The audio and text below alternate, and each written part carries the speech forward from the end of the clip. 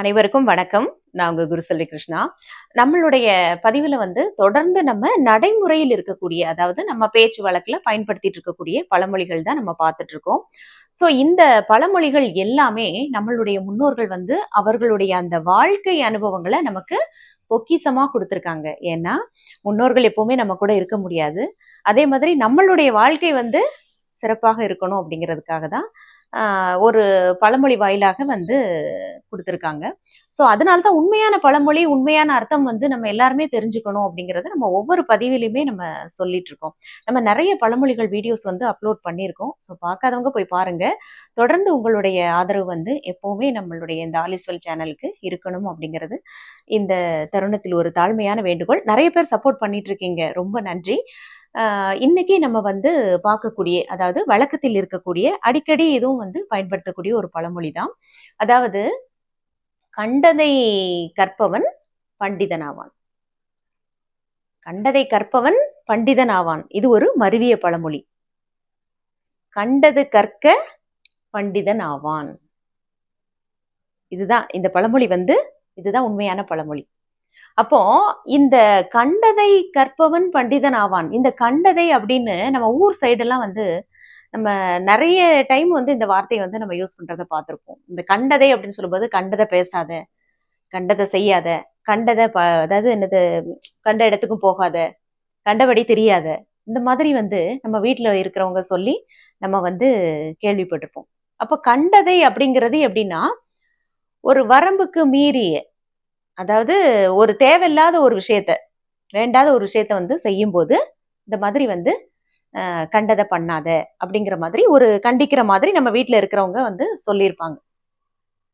அப்போ கண்டதை கற்பவன் பண்டிதன் அவன். அப்போ நம்ம கண்ட விஷயங்களையும் கத்துக்கிட்டா நம்ம பண்டிதன் ஆகலாமா, பண்டிதன் ஆயிருவாங்களா அப்படின்னு கேட்கும்போது, பண்டிதன் ஆகுறமோ இல்லையோ கண்டிப்பா பைத்தியம் ஆயிருவோம். ஏன் அப்படின்னா, இப்ப கண்டது கற்க, கண்டதை அல்ல, கண்டது கற்க. இப்ப நம்ம ஒரு விஷயத்த பாக்குறோம். அதாவது இதை பார்த்த உடனே என்ன செய்வாங்கன்னா, சிலர் அதை கத்துக்கணும்னு நினைச்சிருவாங்க. உடனே அதை பற்றி அவங்களுக்கு ஒரு ஒரு புரிதல் வந்துரும். அதை அவங்க அந்த துறையில அதை எப்படியாவது நம்ம இதை கத்துக்கணும் அப்படின்னு நினைப்பாங்க.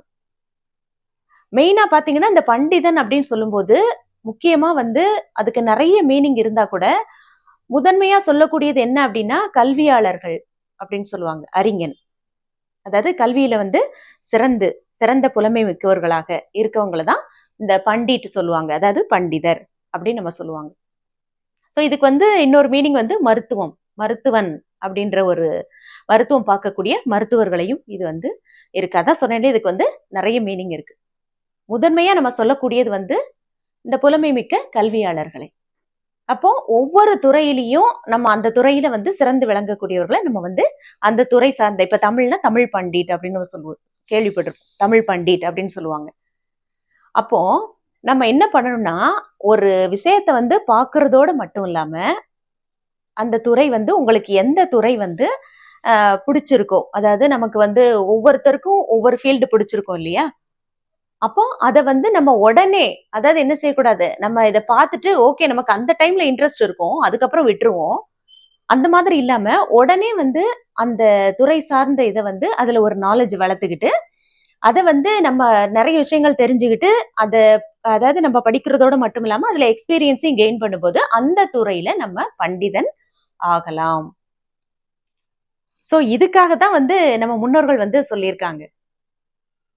கண்டதை கற்பவன் அப்படிங்கிறத நம்ம என்ன செய்வோம், கண்டதெல்லாம் அப்ப எல்லாத்தையுமே படிச்சவன் பண்டிதன் ஆகலாமா அப்படின்னா ஒரு குழப்பம்தான் இருக்கும்.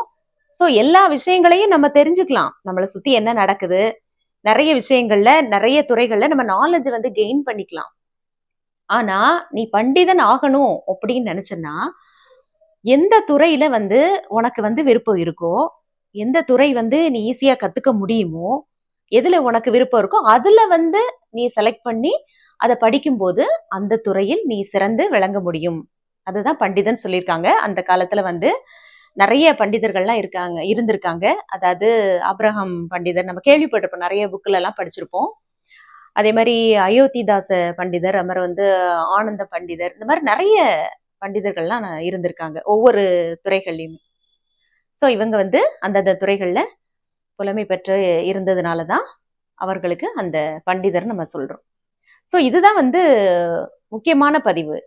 இதனாலதான் உண்மையான பழமொழி, அதற்கான உண்மையான அர்த்தம் வந்து நம்ம தெரிஞ்சுக்கணும். இப்போ சம்டைம்ஸ் பாத்தீங்கன்னா சில குழந்தைங்களுக்கு படிச்ச உடனே, அதாவது சில குழந்தைங்க பார்த்த உடனே சில விஷயங்களை வந்து புரிஞ்சுப்பாங்க. இப்ப இன்னைக்கு இருக்கக்கூடிய குழந்தைங்க நிறைய நாலேஜ் இருக்கு. சில குழந்தைங்களுக்கு வந்து சில விஷயங்கள் வந்து பார்த்த உடனே அவங்க அதை பத்தி ஒரு நாலேஜ் வந்துடும். சில குழந்தைங்களுக்கு அதை பத்தி படிச்சாதான் வந்து தெரிய வரும். இப்ப நம்மளே என்ன என்ன பண்றோம்னா, ஒரு ஒரு டைட்டில பாக்குறோம் அப்படின்னா, அப்ப இதுதான் அப்படின்னு சொல்லிட்டு நம்ம விட்டுருவோம். சிலர் வந்து அதுக்குள்ள போய் அது என்ன விஷயம் அப்படிங்கிறதையும் வந்து தெரிஞ்சுப்பாங்க இல்லையா? அதுதான் வந்து உண்மையான நாலேஜ். தெரிஞ்சுக்கணும். முழுமையான ஒரு புரிதல், முழுமையான ஒரு அதை பற்றிய ஒரு அறிவு வந்து கண்டிப்பா எல்லாருக்குமே வேணும். பண்டிதர் ஆகுதமோ இல்லையோ, அதை பற்றி ஒரு முழுமையான ஒரு புரிதல், அதை சார்ந்த ஒரு அறிவு வந்து அறிவு வளர்ச்சி நமக்கு இருக்கணும். அப்பதான் நம்ம மத்தவங்களுக்கு வந்து அதை பத்தி சொல்லி தர முடியும். சோ இதுதான் இன்றைய முக்கியமான பதிவு. அது மட்டும் இல்ல, இன்னைக்கு வந்து இந்த வீடியோவோட சேர்த்து ஒரு சின்ன இன்ஃபர்மேஷனும் உங்களுக்கு வந்து சொல்லலாம்னு இருக்கேன். ஏன்னா எப்பவுமே நம்ம பார்க்கக்கூடிய ஒரு படிக்கக்கூடிய ஒரு பயனுள்ள விஷயங்களை வந்து நம்ம மத்தவங்களுக்கு வந்து ஷேர் பண்ணுவோம். ஏன்னா டெய்லி வந்து குரூப்ஸ்ல நிறைய விஷயங்கள் வந்து ஷேர் ஆகிட்டு இருக்கு. அதுல வந்து ஒரு குறிப்பிட்ட நபர்களுக்கு மட்டுமே வந்து சில தகவல்கள் வந்து நம்ம ஷேர் பண்ணுவோம். அது உண்மையாக இருக்கும் பட்சத்துல வந்து அது நிறைய பேருக்கு வந்து பயனுள்ளதாக இருந்துச்சுன்னா கண்டிப்பா அது அதாவது அதோட உண்மை தத்துவம், அதாவது உண்மைத்தன்மை அப்படி சொல்றாங்க இல்லையா? சோ அது தெரிஞ்சுக்கிட்டு நீங்க வந்து ஷேர் பண்ணுங்க. இன்னைக்கு வந்து என்னோட போன்ல வந்து ஒரு மெசேஜ் வந்து ஷேர் ஆயிருக்கு என்னோட குரூப்ல. சோ அத வந்து நான் உங்களுக்கு இப்ப படிச்சு காமிக்கிறேன்.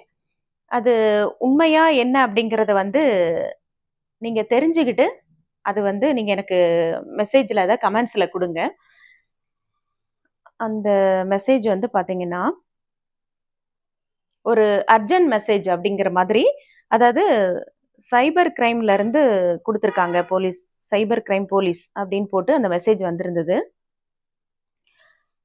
ஸோ உங்களுக்கு வந்து இது வந்து அவசர தகவல். தயவு செய்து கவனிக்கவும். உங்களுக்கு அழைப்பு வந்து, நீங்கள் கொரோனா தடுப்பூசி எடுத்துள்ளீர்களா என்று கேட்டால், எண் 1 வந்து அழுத்தவும். இல்லை என்றால் எண் 2 அழுத்துவதற்கான விருப்பம் உங்களுக்கு வழங்கப்படும். ஆனால் நீங்கள் 1 அல்லது 2 எண்களை அழுத்தினால் உங்கள் மொபைல் செயலிழந்து உங்கள் வங்கி கணக்கு விவரங்கள் முழுவதும் மறைந்துவிடும். எனவே உடனடியாக அழைப்பை துண்டிக்கவும். முடிந்தவரை இந்த செய்தியை எல்லா இடங்களுக்கும் அனுப்புங்கள். எல்லா மொபைல்களிலும் விரைவாக பரவ வேண்டும். இது வந்து சைபர் கிரைம் போலீஸ்ல இருந்து கொடுத்திருக்கிறதா இந்த மெசேஜ் வந்து எனக்கு இன்னைக்கு குரூப்ல வந்திருந்தது.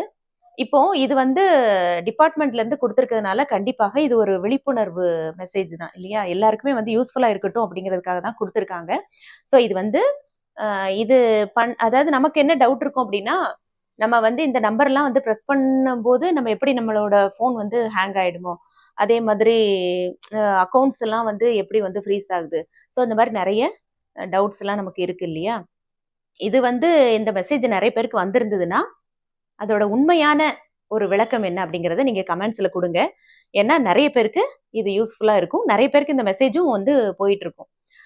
ஸோ இதுவும் வந்து இன்னைக்கு வந்து அடிஷ்னலா ஒரு சின்ன இன்ஃபர்மேஷன் மாதிரி. ஸோ மீண்டும் ஒரு உண்மையான பழமொழி, அதற்கான உண்மையான அர்த்தம் என்ன அப்படிங்கிறத நம்ம அடுத்த வீடியோல பார்க்கலாம். சந்திப்போம்.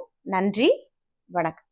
இந்த வீடியோ உங்களுக்கு பிடிச்சிருந்துச்சுன்னா லைக் பண்ணுங்கள், ஷேர் பண்ணுங்கள், சப்ஸ்கிரைப் பண்ணுங்கள். மறக்காமல் பெல் பட்டனை ப்ரெஸ் பண்ணுங்கள். தேங்க்யூ.